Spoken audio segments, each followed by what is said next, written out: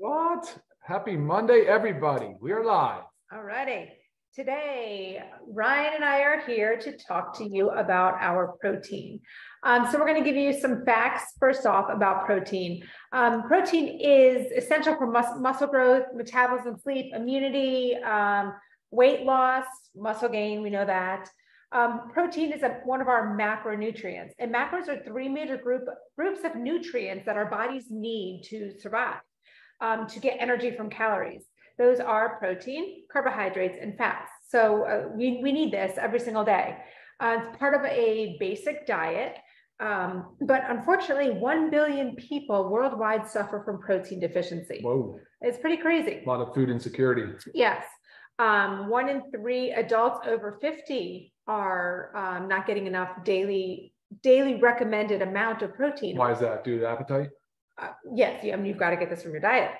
And when I talk about this daily recommended, I guess allowance, RDA, okay, yeah. RDA, Yeah. it's only 0.8 grams per kilogram of body weight. Now, this RDA is based on like the very lower end of the scale. This also takes into account malnourished people, sick. I mean, it's an average of the whole population. Well, yeah, and it's for sedentary individuals. Right. Now, do we want those goals? Do we want goals to just survive, or do we want goals to thrive? Thrive. I want to thrive.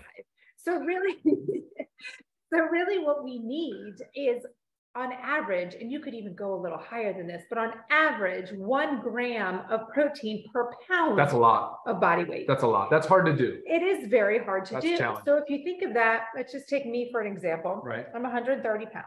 Okay. To get 130 grams of protein in my day without eating a ton of calories that are going to overshoot how many calories I should actually be having in a day, it's extremely hard. Yep. That's why adding in a protein powder is so many things. It's essential. It's convenient.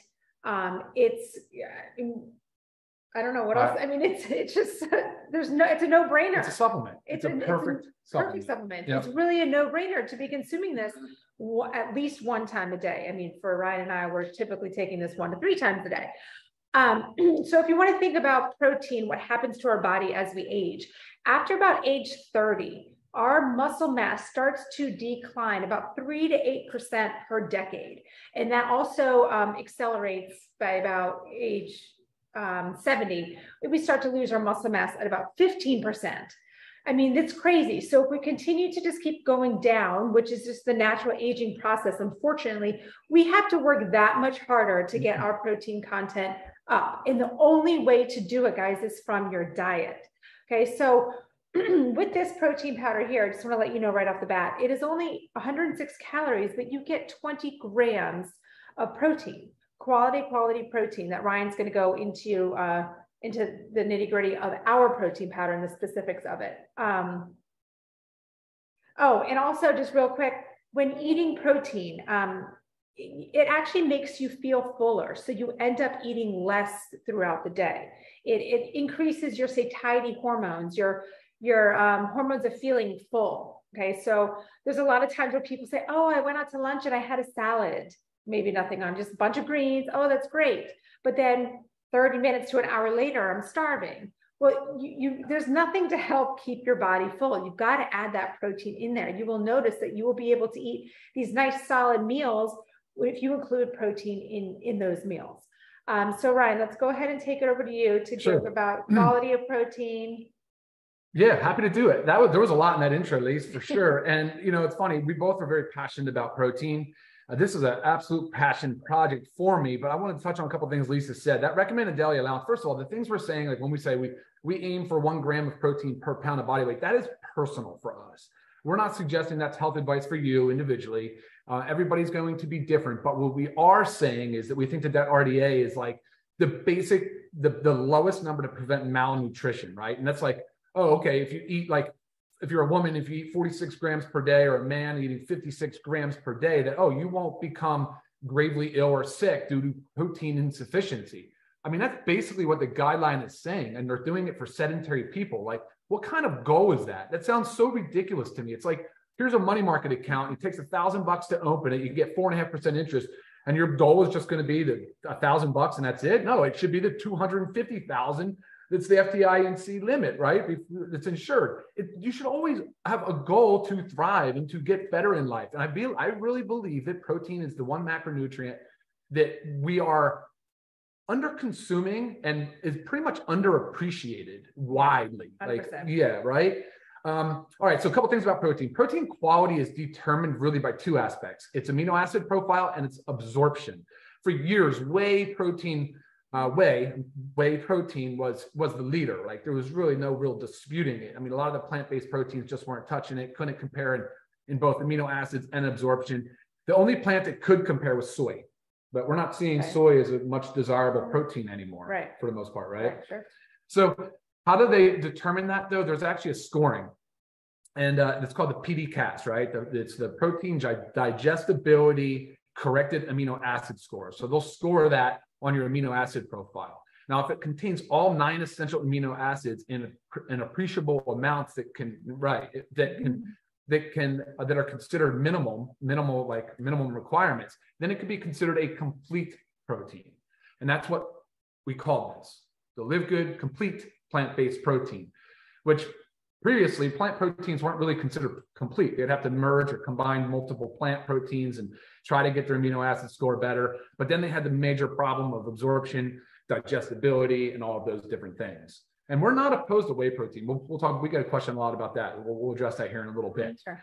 But so talking about those two things. Well, basically, how did we get there? How did we get to having a plant-based protein that is a perfect score of 1.0 on the PDCAAS? That's the highest score you can get. Whey protein has a PDCAAS of 1. I guess soy would considerably a 1. And now this product, this fermented pea protein, is a 1. And that's a fantastic achievement. And we're very, very, very pleased. We're thrilled to be able to have this product. So, and we did that because we selected a fermented pea protein. If you look at the label, the supplement facts, which I always recommend you do, you'll notice that there's 2 types of proteins in this complete plant-based protein. There is a fermented pea protein and a USDA certified organic hemp seed protein.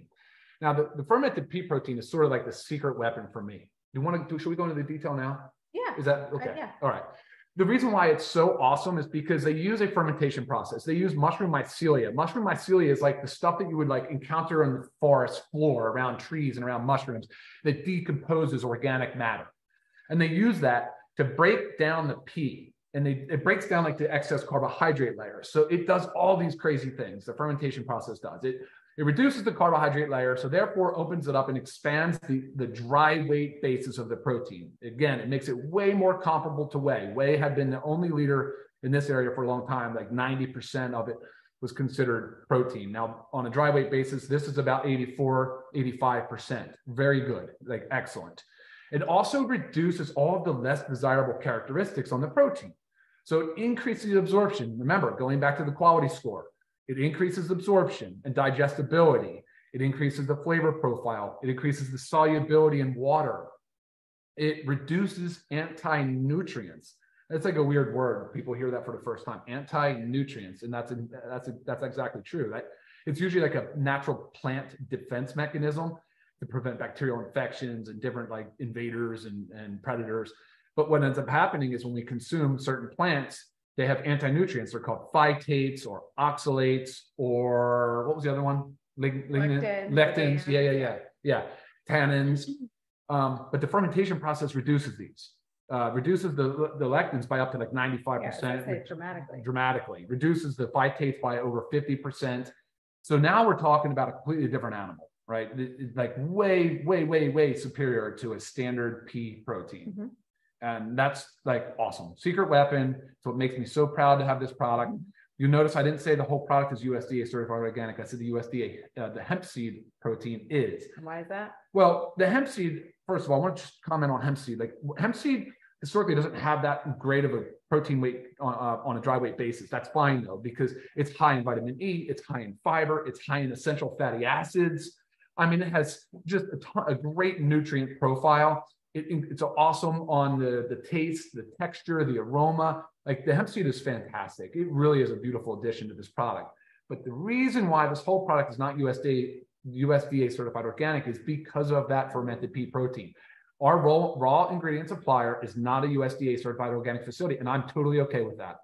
I am a stickler big time for making sure when I went, like, certain foods qualify as USDA certified organic. Like, you know, we subscribe to that with the Dirty Dozen. There's certain things in our house that just have to be, and I would love this product to be, don't get me wrong, but it's not because the supplier's not, it's because I know them.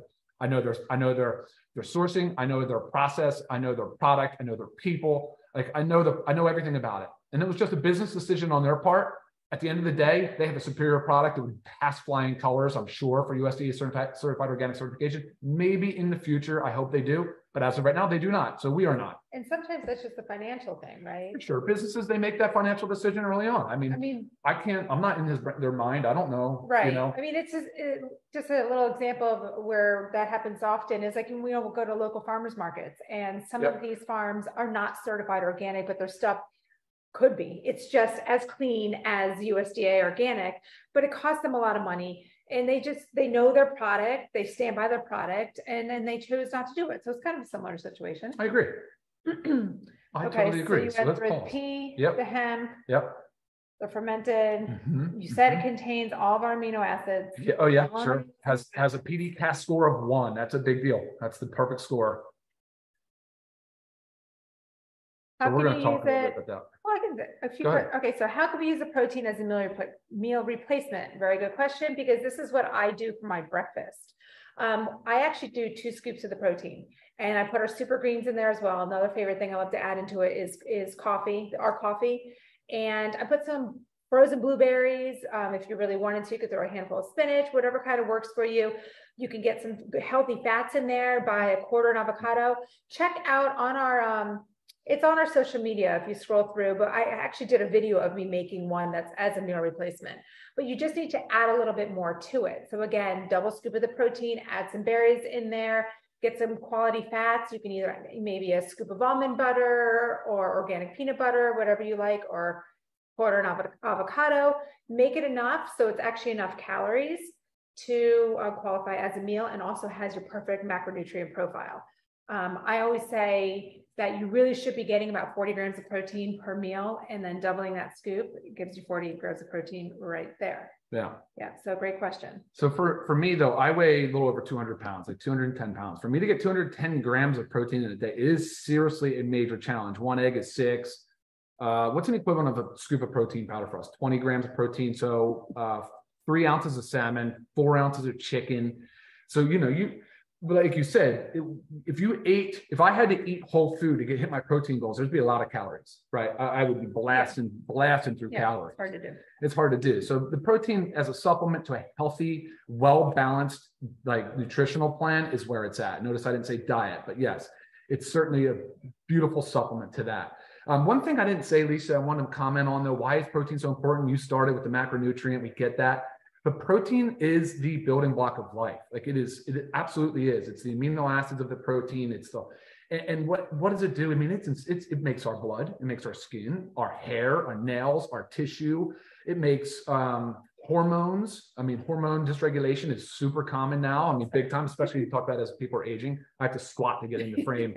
You know, and it makes enzymes, it makes neurotransmitters. So think about like, you know, just serotonin, dopamine, you know, just important mood-based neurotransmitters.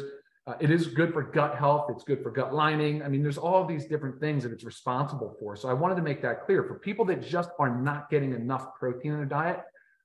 Chronic malaise, like they just feel sluggish and tired all day. Right. Well, I was going to say, well, when somebody 9.9 times out of 10, when somebody's giving me some type of health condition, my answer is, are you getting enough protein? I want to lose weight. Are you getting enough protein? I'm having trouble sleeping. Are you getting enough protein? I have no energy. Are you getting enough protein? My skin is dry. Are you getting enough protein? I mean, it is involved in everything. Like it is so essential. Yeah, it is. So important. So, and I get this question a lot too, like what are the downsides if we're consuming too much protein? Well, if you have renal insufficiency, which is a kidney problem, if you have kidney disease, you should be careful with too much protein. But again, to have a negative like consequence of too much protein would be a lot of protein. But speak with your provider, your doctor, if you've got kidney disease. Other than that, nothing really. It's just digestibility. That's the whole point. And now for the cost point, Lisa will talk about that in a moment. But like, what's the downside? I don't understand it. If you are even asking yourself, do I get enough protein? Like that's the question you should ask yourself. Am I consuming enough protein? If you don't know the answer, I almost guarantee you're not. Like to even think about it, because to track it is easy, but most people do not track it.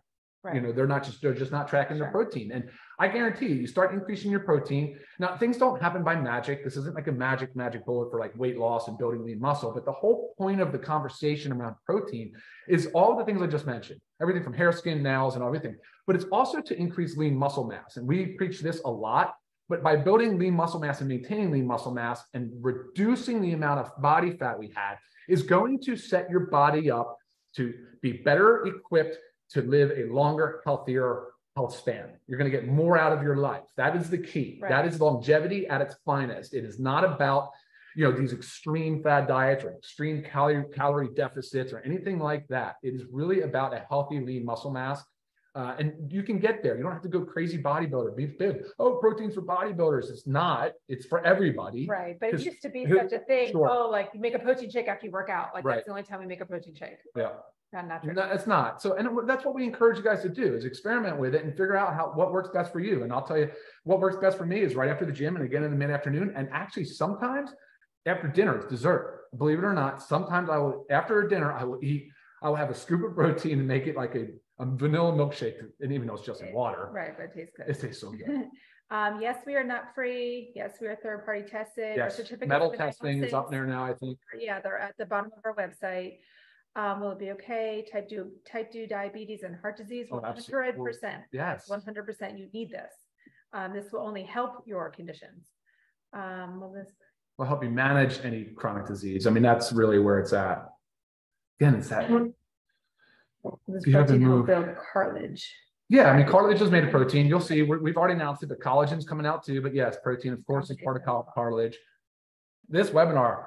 Take care, everybody. Bye. See ya.